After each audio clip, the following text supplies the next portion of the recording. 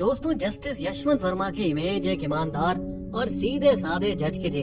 बता दें, उन्होंने इलाहाबाद हाई कोर्ट के जज रहते हुए डॉक्टर कफिल खान को जमानत दी थी। यही नहीं, उन्होंने गोरखपुर के ऑक्सीजन कांड में बच्चों की जान भी बचाई थी। और तो और एक बार बीजेपी की मजबूत योगी सरकार को फटकार भी मारी थी। आपकी सरकार उन्हें बलि का बकरा बना रही है, ये आपकी नाकामी है। और वो यहीं थोड़ी ना रुके, उन्होंने दिल्ली हाई कोर्ट में सरकार की पसंदीदा ईडी पर भी नकेल कसी थी। आपकी ताकत सिर्फ मनी लॉन्ड्रिंग तक ही सीमित है। साथ ही दिल्ली शराब घोटाले पर गलत रिपोर्टिंग में गोदी मीडिया को भी फटकारा। देखो, तुम सिर्फ सीबीआई ईडी की प्रेस रिलीज तक ही सीमित रहो। उन्होंने तो कांग्रेस को भी नहीं छोड़ा और उनकी याचिकाएं खारिज करके इनकम टैक्स डिपार्टमेंट को पार्टी के कई सालों के टैक्स रिकॉर्ड की जांच की मंजूरी दे दी। इन सभी फैसलों से उनकी जनता के बीच एकदम साफ सुथरी और मजबूत छवि बन गई दोस्तों। लेकिन फिर 14 मार्च 2025 रात के 11:35 दोस्तों, उस समय जस्टिस वर्मा और उनकी पत्नी मध्य प्रदेश के सतपुरा टाइगर रिजर्व में छुट्टियां मना रहे थे और इस तरफ घर के अंदर उनकी बेटी और बुजुर्ग माँ सो रही थी। लेकिन फिर अचानक स्टोर रूम में शॉर्ट सर्किट से आग लग गई और जब ये आग स्विच बोर्ड के पास रखी शराब की अलमारी तक पहुंच गई तो वो तेजी से फैलने लगी। हालांकि जल्द ही फायर ब्रिगेड ने स्टोर रूम का दरवाजा तोड़ा, लेकिन वहाँ बैगों से भरे 1.5 फीट ऊंचे आधे जले नोटों के ढेर देखकर सभी हैरान रह गए। महात्मा गांधी पे आग लग गई। खैर, अपना फर्ज निभाते हुए उन्होंने गांधी जी के नोटों पर लगी आग बुझाई और कई हरे नोट बचा लिए। फिर वहां पहुंचे कुछ पुलिस वालों ने जले हुए पैसों की फोटो खींची और वीडियो भी बनाई। फिर थोड़ी देर बाद फायर ब्रिगेड और पुलिस दोनों वहां से चले गए। अब जब 15 मार्च की सुबह पुलिस स्टोर रूम की जांच करने दोबारा लौटी तो वो फिर चौंक गई। अरे सर, गांधी जी गायब हो गए, एक भी नोट नहीं मिल रहा, न जला हुआ न बचा हुआ। और जब जस्टिस वर्मा जी घर में लौटे तो लाजमी है उन्होंने अपना बचाव किया। ऑफिसर, मेरी छवि सब जानते हैं, ये पैसे मेरे कैसे हो सकते हैं, जरूर कोई साजिश है। उसी दिन शाम 4:50 दिल्ली पुलिस कमिश्नर ने दिल्ली हाई कोर्ट के चीफ जस्टिस को सूचना दी। सर, कुछ गड़बड़ घोटाला तो लग रहा है, जस्टिस यशवंत वर्मा के यहाँ नोटों के ढेर मिले हैं। फिर इस बात को आगे सीबीआई संजीव खन्ना को बताया गया।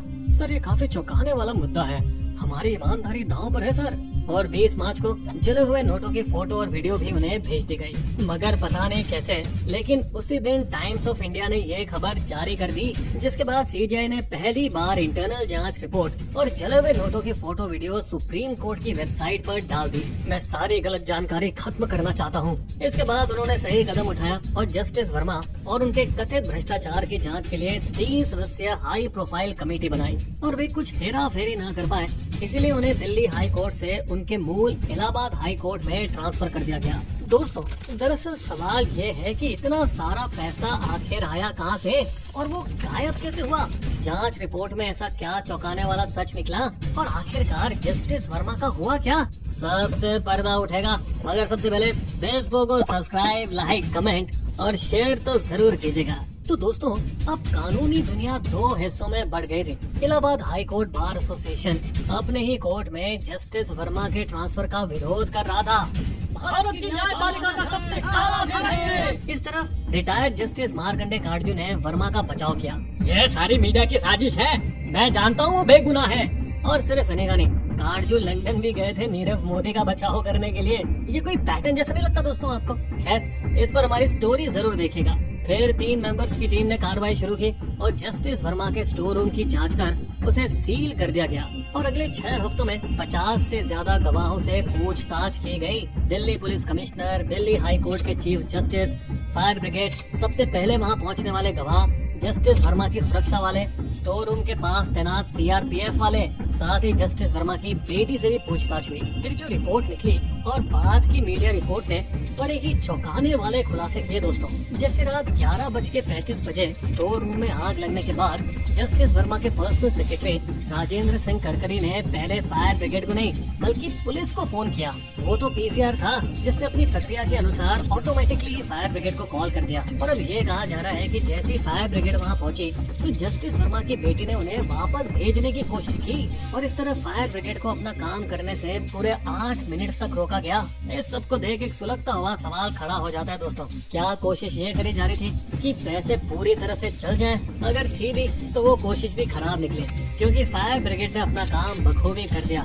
भले ही उनको कम समय मिला हो, लेकिन फिर शक इसलिए भी उठता है क्योंकि फायर ब्रिगेड के जाते पुलिस भी बिना जगह को सील किए और बिना जब्ती मेमो बनाए वहाँ से चली गई। शायद इसीलिए क्योंकि सुप्रीम कोर्ट का फैसला कहता है कि सीजीआई की अनुमति के बिना पुलिस किसी भी मौजूदा जज के खिलाफ जांच या एफआईआर दर्ज नहीं कर सकती। लेकिन दोस्तों, अभी तो असली खेल शुरू होना बाकी था, क्योंकि जस्टिस वर्मा ने रात में ही अपने सेक्रेटरी करकरी से लंबी बातचीत की थी और उन्हें आदेश दिए थे, जिसके बाद सुबह सुबह ही वे और उनका भरोसेमंद स्टाफ झाड़ू और डस्टबिन लेकर जले और बचे हुए सभी नोटों को जल्दी जल्दी वहाँ से हटाने लगे और घर के पास लगे कूड़ेदानों में फेंकने की कोशिश करने लगे। मतलब इतनी कच्ची चाल थी। खैर दोस्तों, बता दें, स्टोर रूम में तैनात सीआरपीएफ जवानों ने ये सब देख लिया था। अरे कचरे को इतना छुपा कर क्यों ले जा रहे हैं? कुछ तो गड़बड़ है। फिर जब सुबह पुलिस दोबारा आई और उन्होंने देखा कि पैसा गायब है, तो सीआरपीएफ जवानों ने उनको सारी सच्चाई बता दी और पैसा ठिकाने लगाने की ये कोशिश फेल हो गई, क्योंकि सुबह सफाई कर्मचारियों को आसपास के कूड़ेदानों में नोटों के कई टुकड़े मिले। दोस्तों, ये तो कुछ भी नहीं, 15 से 25 मार्च के बीच कमेटी की जांच से ठीक पहले सीसीटीवी फुटेज भी हार्ड डिस्क से मिटा दिए गए थे।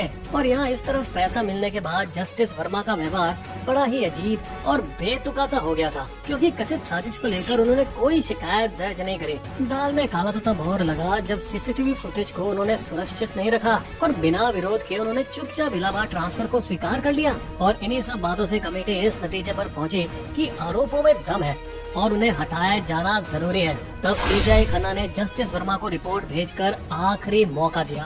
देखिए, आपके खिलाफ बहुत कड़े सबूत हैं, हम आपको इस्तीफा देने की सलाह देते हैं। लेकिन जस्टिस वर्मा फिर भी सफाई देते रहे। सर, ये मेरे खिलाफ साजिश है। वो स्टोर रूम हमेशा खुला रहता है, कोई भी अंदर जा सकता है। किसी ने झूठा सबूत रखा है सर। लेकिन दोस्तों, रिपोर्ट में कहा गया कि कोई बाहरी व्यक्ति अंदर आ ही नहीं सकता था